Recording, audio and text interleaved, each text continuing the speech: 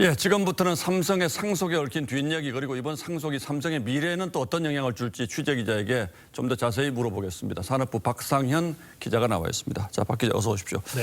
자, 일단 1조 원대 사회 환원이 눈에 띄는데 이건 어떤 배경에서 이루어진 겁니까? 좀 간단하게 말하자면 결국은 고 이건희 회장의 약속이 13년 만에 지켜졌다. 좀 이렇게 볼 수 있습니다. 13년 만이요? 네. 바로 지난 2008년이었죠. 이제 삼성 특검 당시에 이 회장은 사회 환원을 이미 약속한 바가 있습니다.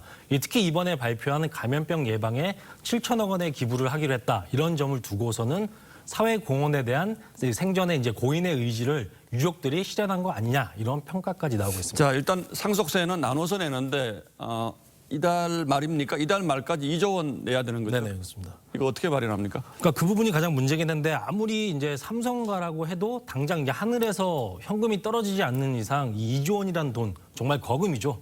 특히 올해 이제 삼성 일가가 받은 배당금이 총 1조 3천억 원 정도 됩니다. 예. 이 돈을 다 쏟아 부어도 아직은 7천억 원이 모자란 상황입니다. 그래서 선택한 게 바로 삼성이 금융권 대출을 좀 선택했습니다.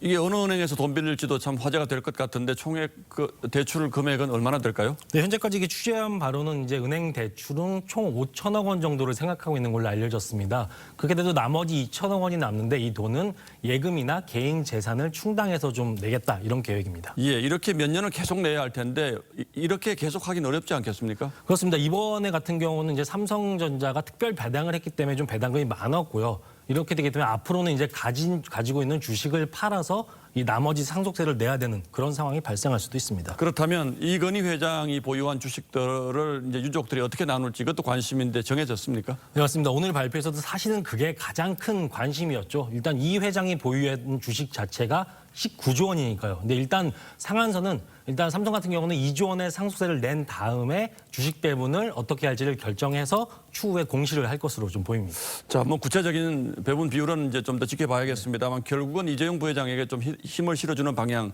이렇게 되지 않겠습니까? 아무래도 그런 쪽에 좀 무게가 실리고 있습니다. 이제 현재 이제 삼성의 지배 구조를 좀 보게 되면은 이재용 부회장 여기서 삼성물산 다시 삼성생명 그리고 삼성전자 이렇게 이어지는 구조입니다. 예. 근데 이 부회장의 이제 삼성물산 지분은 17%이기 때문에 달하기 때문에 하지만 삼성전자와 삼성생명 이 두 회사의 지분은 각각 1% 미만입니다.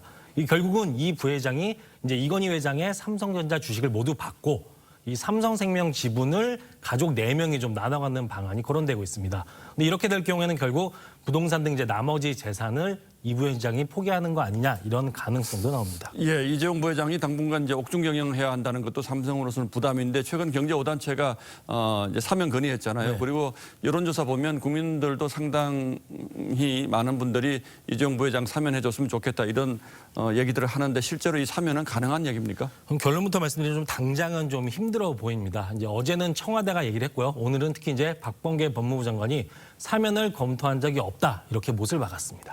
결국 당분간은 삼성이 이재용 없는 이 체제로 이 거대 기업 삼성을 어떻게 이끌어 갈 것인가 이게 관건이 되겠군요. 그렇죠. 아무래도 삼성에게도 지금 그러한 말씀하신 부분이 가장 큰 리스크입니다. 이제 한 예를 들었을 때 지난달이었죠. 바이든 대통령이 삼성 등 글로벌 반도체 업체 대표들과 회의를 했었는데 그때 당시에도 이 부회장은 참석하지 못했습니다. 물론 이제 구속 상태가 아니더라도 참석은 할지 못할지는 알 수 없는 거였지만 현재 같은 경우에 이제 바이든 행정부가 삼성의 투자를 압박하는 상황을 이제 타개할 방법을 아무래도 옥중보다는 자신의 이제 사무실에서 하는 게 좀 더 낫다고 이렇게 볼 수 있는 거죠. 예. 여기에 이제 올해 초 이제 3년 안에 의미 있는 M&A를 하겠다 이런 구상을 밝힌 것 역시 결국에는 옥중에 있는 이 부회장의 결정에 달려 있게 됩니다. 여기에 요즘 이제 더군다나 글로벌 반도체 경쟁이 이렇게 치열해진 상황에서 과연 명확한 결정이 나올 수 있는 거냐 이러한 부분에 대해서는 좀 더 지켜봐야 될 것 같습니다. 예, 물론 뭐 이러한 문제들 삼성이 자초한 측면이 큽니다만 첩첩산중이군요. 네. 예, 박상현 기자 잘 들었습니다. 네.